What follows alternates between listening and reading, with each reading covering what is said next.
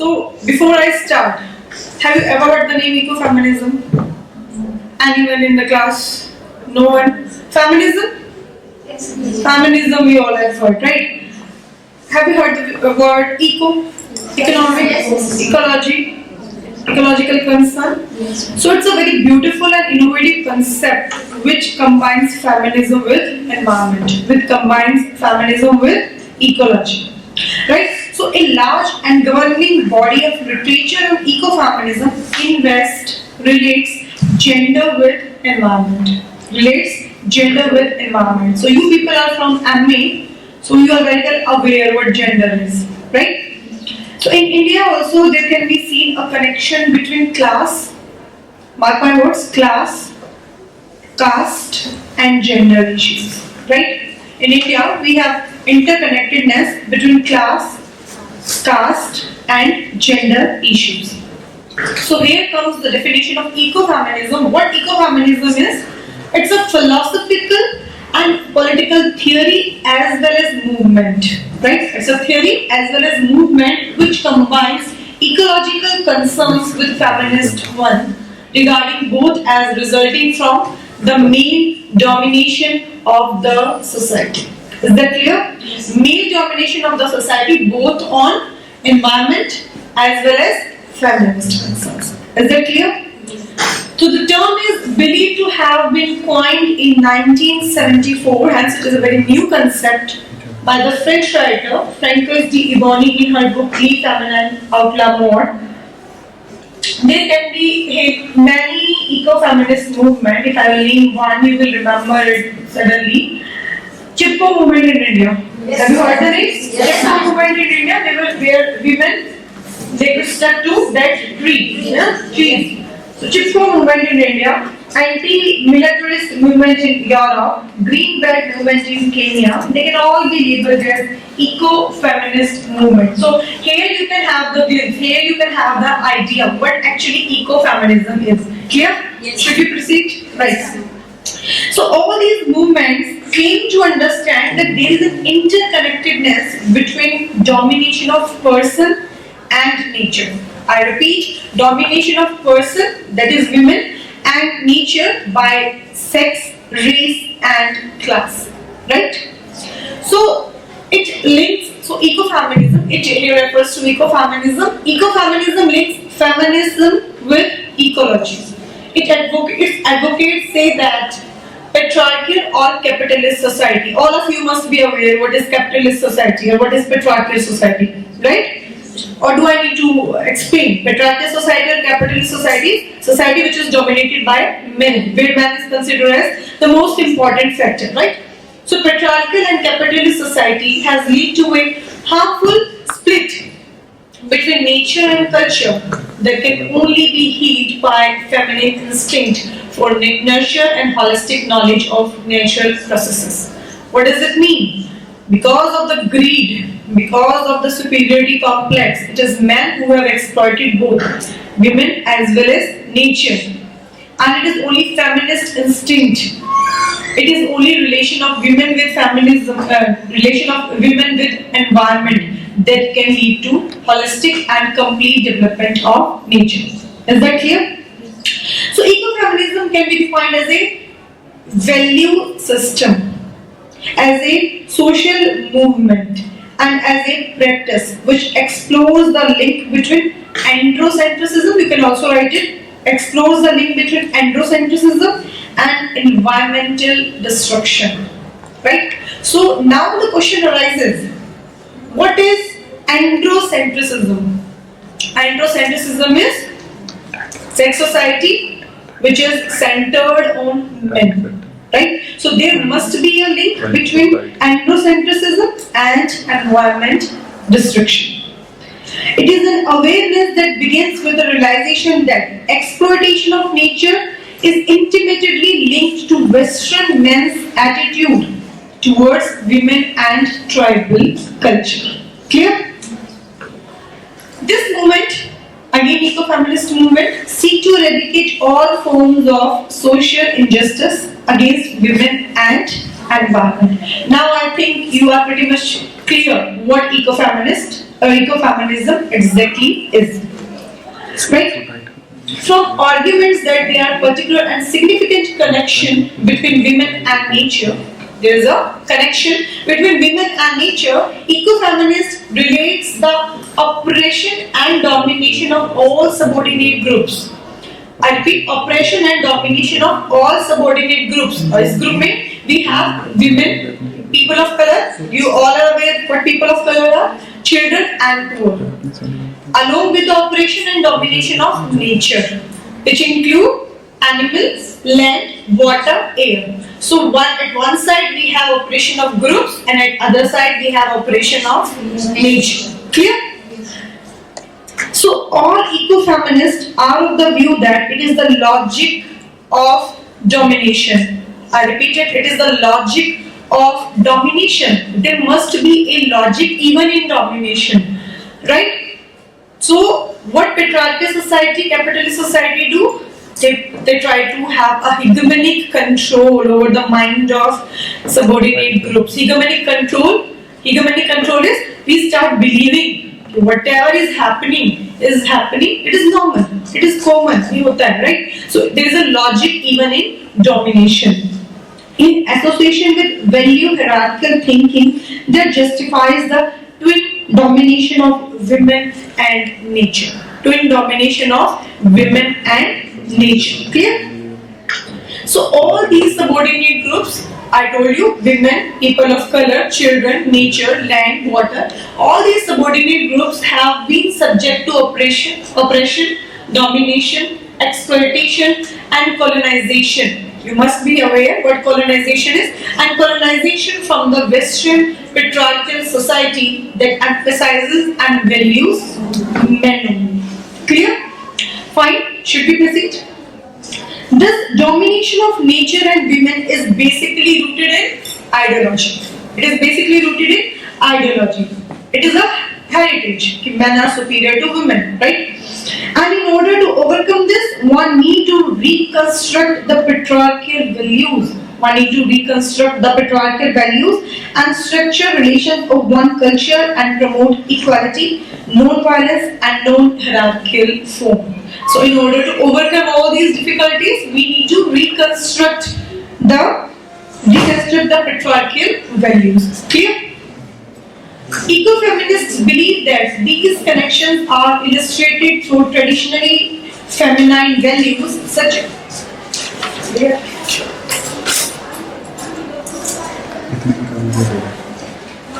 Ecofeminists believe that these connections are illustrated through traditionally feminine values such as reciprocity, nurturing and cooperation, which are present both among women and in nature. So what is the need? Why they have connected environment with women?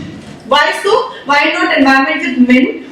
If man is powerful, he should be connected with environment. But what is the need? What is one basic thing which forces ecofeminists to connect environment with women only? Because the reason is both have reciprocity, both have nurturing capacity, both are cooperative in nature, right? These qualities are present in only women. Therefore, ecofeminism have related this concept with women. Is that clear? Okay. So, for the eco-feminist of liberal mode, environment problems are result of human activities. Really? Only human activities or ruthless human activities? Ruthless human activities. Illogical. Excessive exploitation, excessive use of pesticides, right? Exploitation of environment. And what are the reasons of the exploitation of women? Because she is dependent on man. Because she is considered weak. Yes. She is considered poor, clumsy, secondary, right? If she can earn, even though she does not deserve that kind of respect. So women problems are the result of perceiving them as weak, clumsy, and worthless. Now, both these problems can be sorted out by creating social awareness and making new laws. Clear? The eco-feminist very important thing which I am gonna say. The eco-feminists celebrate the relationship between women and nature through the popularization of ancient rituals centered on Mother Goddess. Very important word, Mother Goddess. Right? We call this earth what? Mother. And mother is related to women only. Right? So women are considered as mother. Earth is also considered as mother. So eco-feminists, they celebrate this thing. Mother Goddess, the moon, animal, female productive system. Only nature can produce things. The food which we eat is produced by nature, and only women have the ability to produce a new life, right? So they celebrate this thing. So these eco-feminists argue against the dominant view that women are restricted by being closer to nature because of their ability to bear children, right? In fact, women's biology and nature are seen as a source of female power to be celebrated, right? So, in one way or other, mother word is directly linked to women. That is why there is a connection between environment and women. Clear? Now, when we are praising of ecofeminism, we are discussing ecofeminism, there are several critiques who have criticized this idea also, right? So, some of the major critics are Cecil Jackson, Janet Bell, Meera Nanda, Meena Agarwal. They are not very much comfortable with this concept of mother nature, right? People like students of MA English, previous and final, both the years, they are well aware that I keep on criticizing this stereotype of Sita and Savitri, right? By projecting these images over women, we have snatched the rights from them. So what these critics, believe that this eco-feminist perspective is anthrocentric. What is anthrocentric? Anthrocentric is, you must write this, judging others' culture, judging others' value from our own culture. Your culture is different, their culture is different. You must not judge others' culture by your own culture. But ecofeminism is anthrocentric. Second one is, it is essentialist. Essentialist means categorizing group of people within a culture or from other culture. Categorizing people on some similar basis. It is blind to class. In the starting only I told you class, caste and gender. So it's blind to caste. It's ahistorical, without any historical background. Ahistorical is without any historical background and neglects the marriages spheres. Right? So they criticize it. They argue that use of metaphors, mother nature, goddess nature, this kind of things, right? Use of all sacrificing mother, all giving mother, that kind of thing. Father is not all sacrificing, mother is all sacrificing. They argue that use of metaphors for women like nurturing, like earth, of earth as female, amount are regressive rather than liberating women. They only reinforce stereotypes, right? So they criticize it. Feminist and social ecologist Janet Bell has criticized ecofeminism for focusing too much on mystical connection between women and nature and not on actual condition of women. Right? So there is no concrete ideology. It is all based on mythical ideology. Clear? So they argue that. So when we talk about ecofeminism, it's world perspective on ecofeminism. Now come to Indian point of view on ecofeminism. So ecofeminism in India is very much related to one name, and that is Vandana Shiva. I have omitted the name, SHIVA. Vandana Shiva. So what Vandana Shiva in India? She is most visible advocate of ecofeminism. She says that women have a special connection to the environment through her daily interaction, and these connections have been ignored. What does it mean? Women have daily connection with nature. You might have seen kitchen garden, right? So there women grow tomato and brinjal and so many other vegetables, right? So there is a connection between women and nature, but that is overlooked. That is because it's their duty. It's their duty to make food. Right? So it is not important at all. At home it is only mother who is expected to make food, right? But when you go to any dhabas or hotels or five-star hotels, chefs are men. और बोला जाता है कि men can't cook. Why so? At home they can't cook, and in hotels they are chefs. Why so? Because at home there is no money related to that. There is no economic freedom related to that food. While in hotels and dhabas and all that, economic freedom is related to that food. So they are being overlooked, right? She again says that women in substance economic produces wealth in partnership with nature. Women are doing that. They are producing wealth and have been experts in their own right of holistic and ecological knowledge of nature process. But they are considered as time pass. They are the money they earn. It's just considered as their hobby, not as their profession, right? So their capabilities are not recognized by the capitalist paradigm because it fails to perceive the interconnectedness of nature or the connection of women's life, work and knowledge with the creation of wealth, right? So Vanna Shiva, she says all these things related to ecofeminism.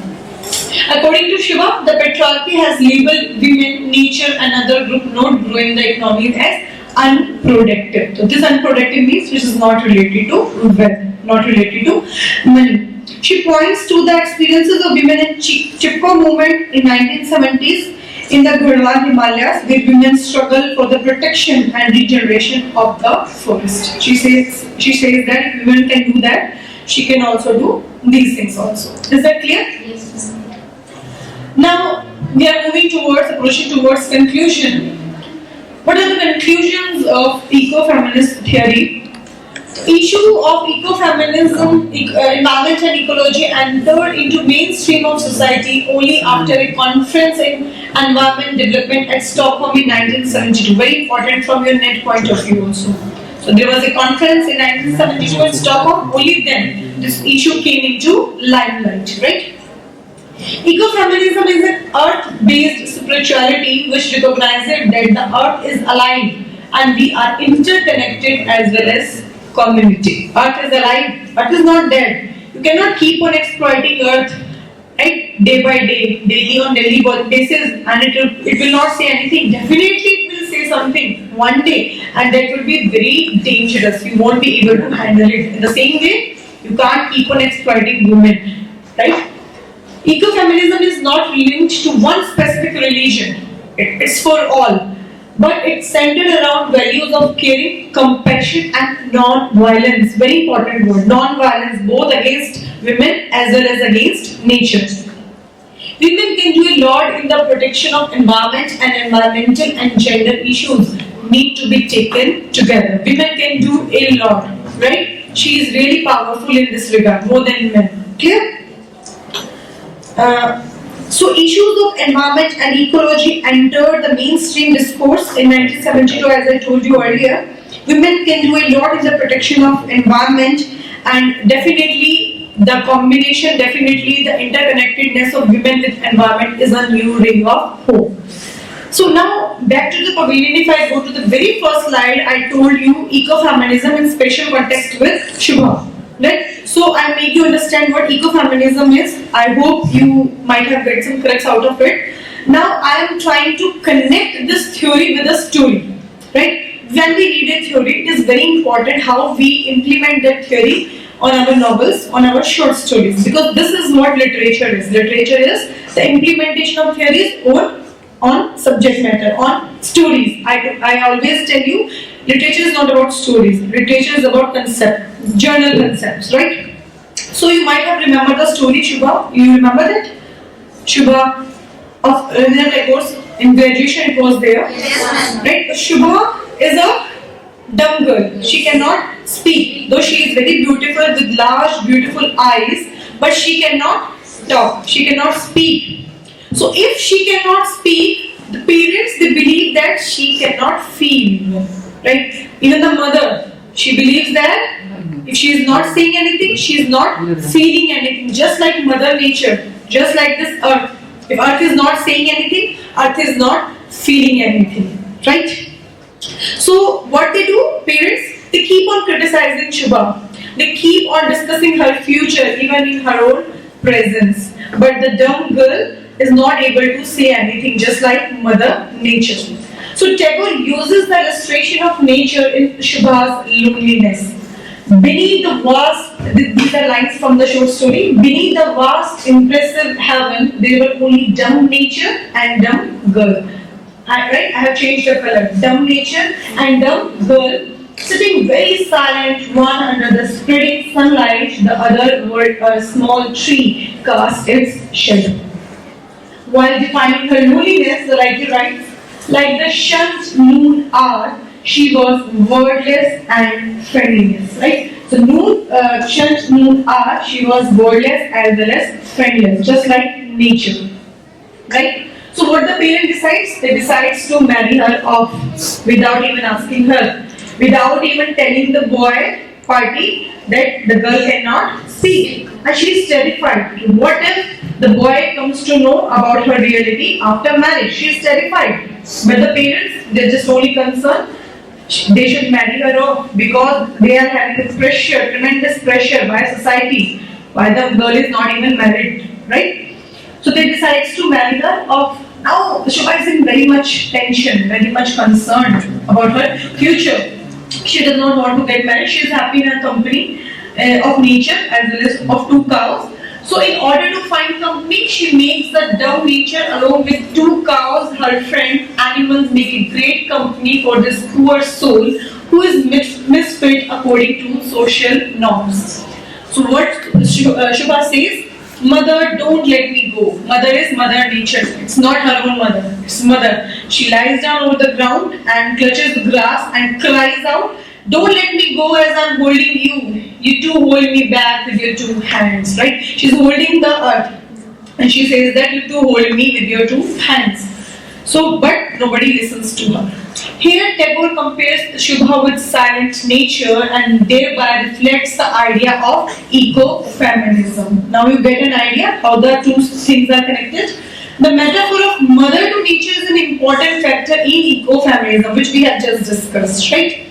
Tagore compares her pathos with that of nature and highlights that man destroys nature whose virgin timber is felt. Virgin timber, we have heard it, Wordsworth nutting also, yes, right? Virgin timber is felt, cut down, fertile soil is tilled, and land that lies fallow is barren and useless. Same expression Wordsworth used in nutting. Clear?